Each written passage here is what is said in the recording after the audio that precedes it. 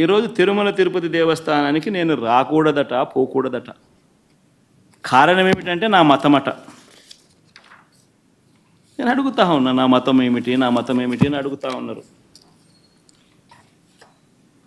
అడుగుతా ఉన్నా నా మతం ఏమిటని. అవును, 4 గోడల మధ్య నేను బైబిల్ చదువుతాను. తప్పేముంది? బయటికి పోతే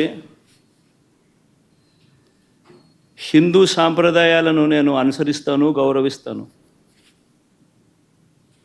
బయటికి పోతే ఇస్లాంను అనుసరిస్తాను, గౌరవిస్తాను.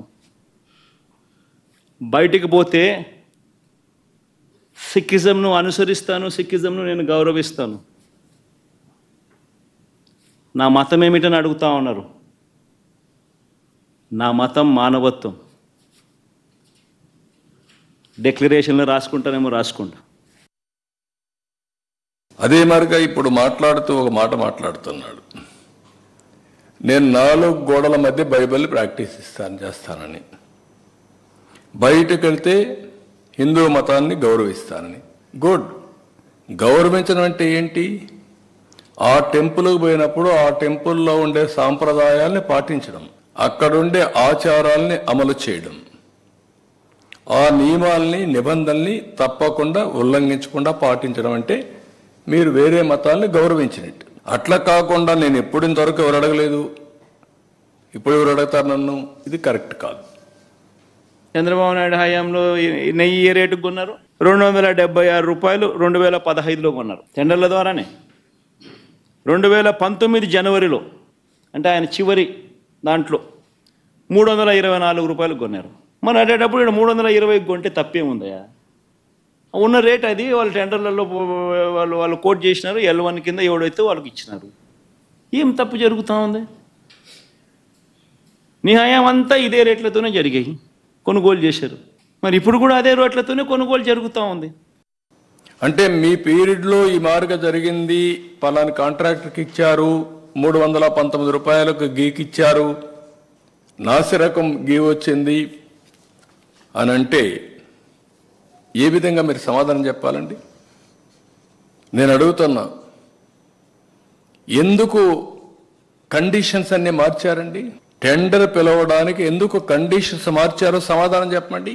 అన్ని కండిషన్స్ మార్చి ట్రేడర్స్ని ఎంకరేజ్ చేసి తక్కువ ధరకి ఇచ్చారని రివర్స్ టెండరింగ్కి వెళ్ళి ఇలాంటి నాసిరకం నెయ్యి తీసుకొచ్చి అపవిత్రం చేసి ఎన్నిసార్లు భక్తులు ఆందోళన చేశారండి. అక్కడ అన్నదానంలో అన్నం బాగాలేదని, భోజనం బాగాలేదని ఎన్నిసార్లు చెప్పారండి.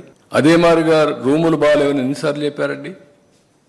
ప్రసాదం బాగాలేదని ఎన్నిసార్లు డెమాన్స్ట్రేట్ చేశారండి. అలాంటి నాసిరకమైనటువంటి పదార్థాలను వాడి ఇలాంటి తప్పుడు పనులు చేసి ఇప్పుడు మాట్లాడుతూ ఇవన్నీ కూడా ఈవో చెప్పలేదు, రిపోర్ట్లు లేవు, నేను మాట్లాడాను.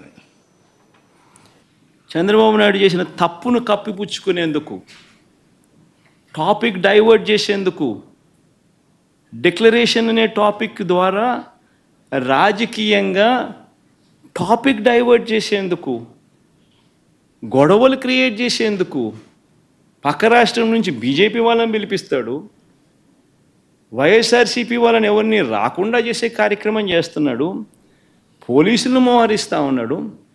నేను అక్కడికి వెళ్ళి ఈ టాపిక్ డైవర్ట్ అయ్యేట్టుగా చెయ్యడం ఇష్టం లేక చంద్రబాబు నాయుడు చేసిన ఈ పాపం కడగబడాలి. ఈ పాపం రాష్ట్ర ప్రజల మీదకి రాకూడదు. పాపము చేసిన చంద్రబాబు మీద మీ దగ్గరే కట్టడి కావాలి. దానికోసం